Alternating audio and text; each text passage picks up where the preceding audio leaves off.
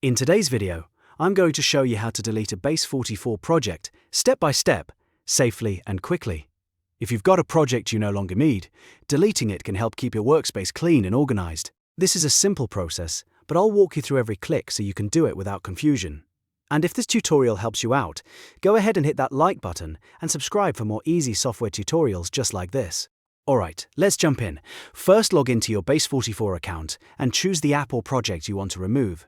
Make sure you select the correct project, because once it's deleted, you may not be able to recover it.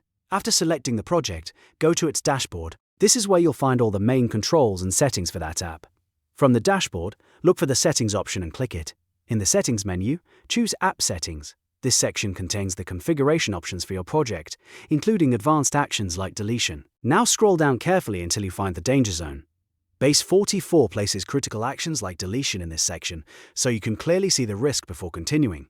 Once you're in the danger zone, click Delete App. A confirmation prompt may appear asking you to verify that you really want to delete the project.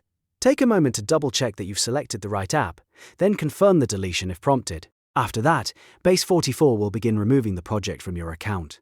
And that's it. Your Base44 project has been deleted. It's a fast process once you know where to go, but it's always a good idea to pause and confirm before deleting anything important. If this video helped, make sure to like, subscribe, and turn on notifications so you don't miss the next tutorial. Thanks for watching, and I'll see you in the next one.